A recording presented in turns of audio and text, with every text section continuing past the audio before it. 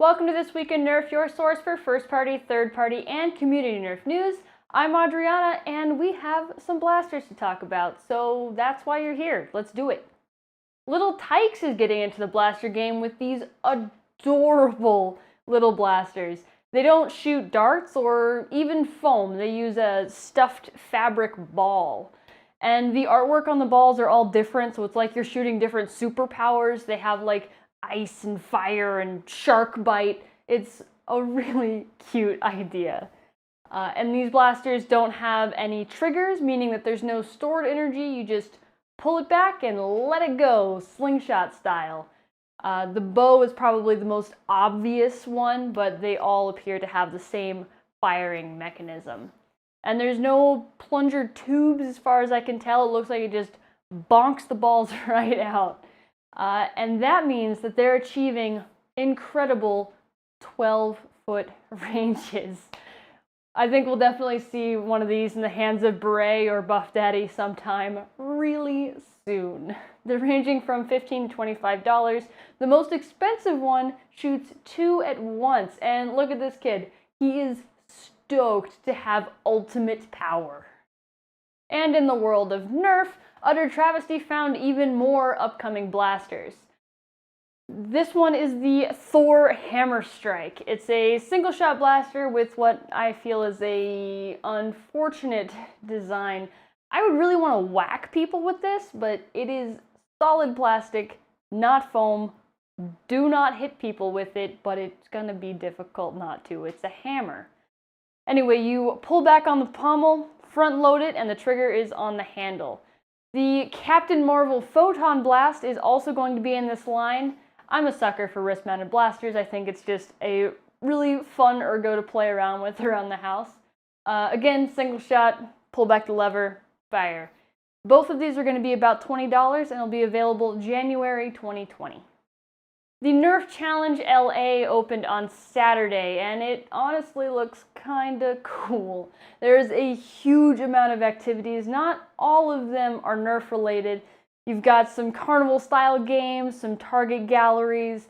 You can swing on a giant bowling ball. You can play human foosball, and of course, arenas. The arenas are what I care about, and they look really amazing. The props and the barricades are beautiful, and I wish that I had something similar. It seems like they play actual game types inside instead of just randomly shooting at each other. They've got capture the flag, last man standing, and I hope that the rules are enforced, though that does get difficult when the ages skew pretty young. The funny thing about the arenas is that I noticed the employees do not use the dart rover. I just found that really funny. They pick up all the darts by hand instead of using their the product that Nerf created for it. Funny how that works. The cost, however, for this experience is fairly high. The VIP tickets that get you general admission to all of the activities, including unlimited arena use, is $75. That's for the adult tickets. The general admission plus 1 round of arena play is $32. $32 for a single round of arena. I mean, to me it feels like it's only worth it if you're going to go the full VIP $75 pass, and if you do that, it might be a better idea to spend the $75 a person to buy blasters and a buttload of ammo for your friends and your family. You can save up boxes from Christmas presents and have your own wars. The smiles are going to be just as big. And speaking of Christmas, it is the season for giving, and Clowny Nerf is running his toy drive again. The rules are very simple. Donate unwrapped toys to any charity, not a thrift store, has to be a charity. Take a photo of your donation and send that photo to the Clowny Nerf Facebook page. Every gift donated is 1 entry to his contest where you could win a Percy's.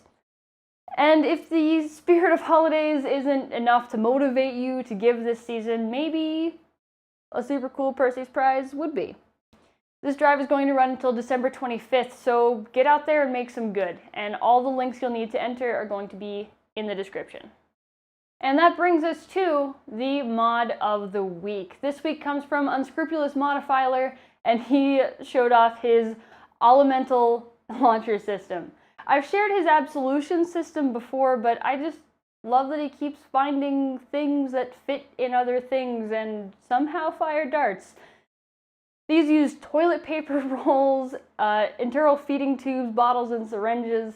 These are the most environmentally conscious absolvers. I don't know what makes people think so much about fitting things into other things, but I really like seeing the discoveries. Great job. And that brings us to the video of the week. This one's been shared around kind of a lot this week, but it's cool, so I'm going to share it too.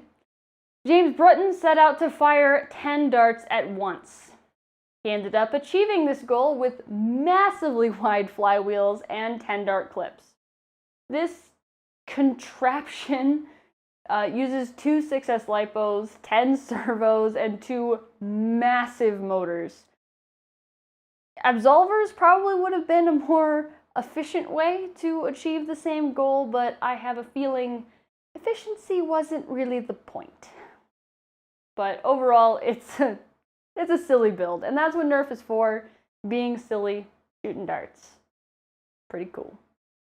And that is all for the news this week. Thank you so much for watching, and you can see me next week, Sunday, 10 a.m. Pacific. And now, if you don't mind, it's my birthday.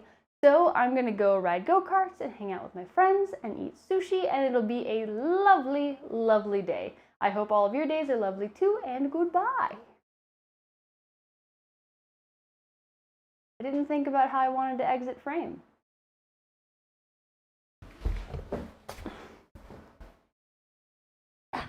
Perfect.